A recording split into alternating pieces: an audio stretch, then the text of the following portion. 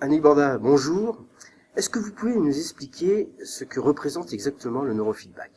Donc le neurofeedback, c'est une méthode naturelle qui permet au cerveau de s'autoréguler.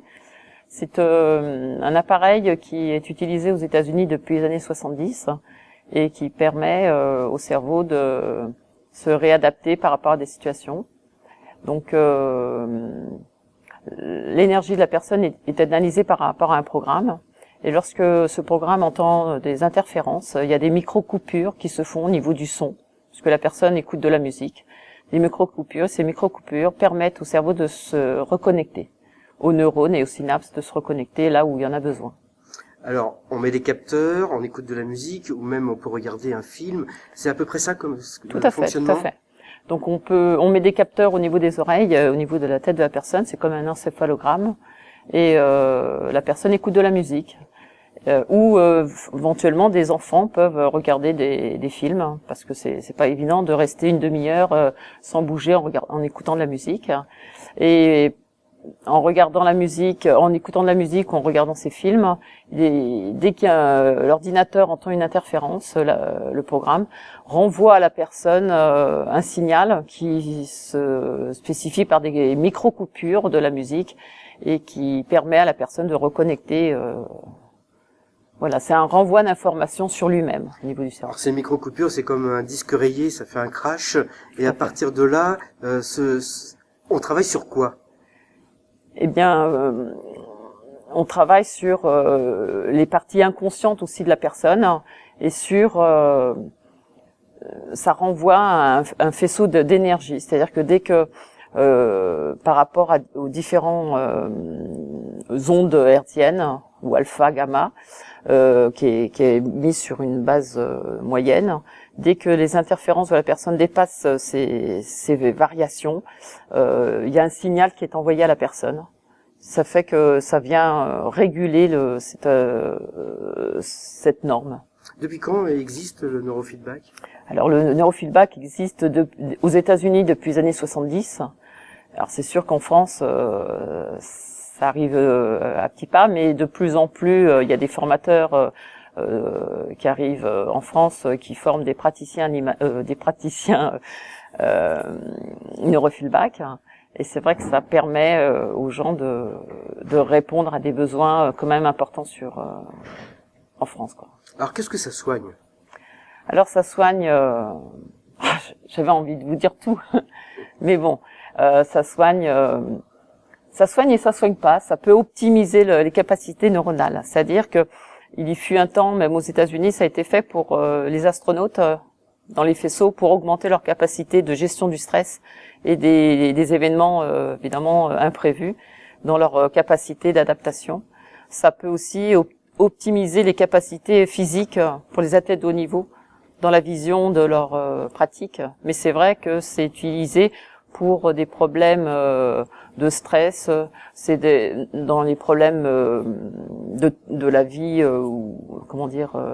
Oui, les enfants dyslexiques. Tout à fait. Voilà. L'émotion. Voilà, les enfants qui ont des problèmes de concentration à l'école, des problèmes d'hyperactivité. En réalité, tous les problèmes qui sont liés à la mémorisation.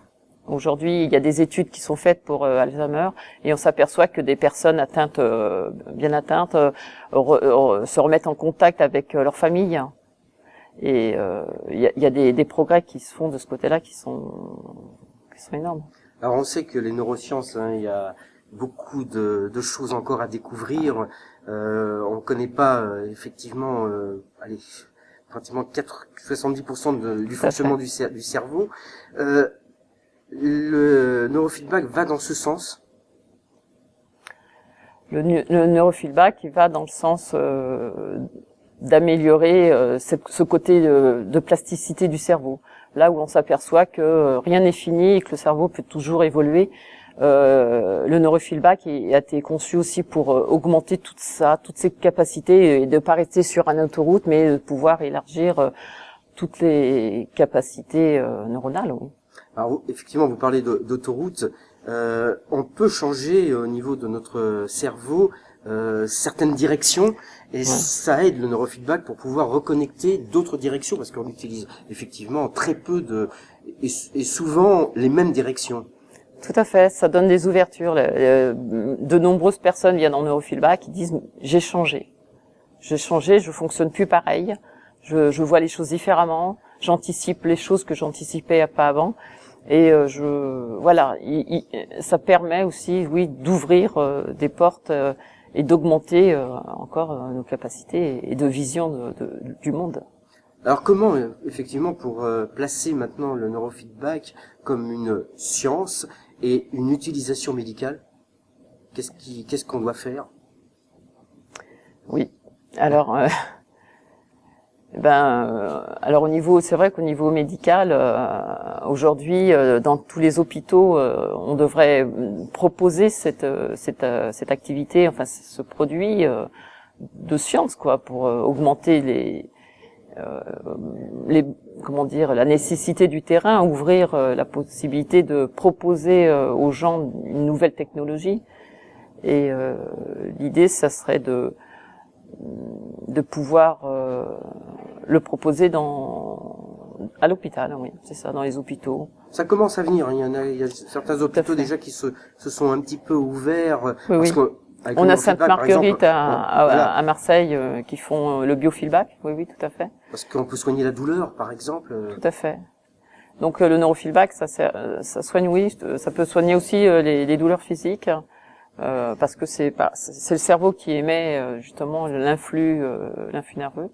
Le neurofeedback régule tous les systèmes, aussi bien le système immunitaire, système nerveux, enfin tous les systèmes. Donc ça, c'est vrai que l'évolution serait de pouvoir aussi bien d'aller chez l'ostéopathe qui a mis du temps aussi à s'imposer, d'aller voir un praticien neurofeedback pour réguler et soigner les gens.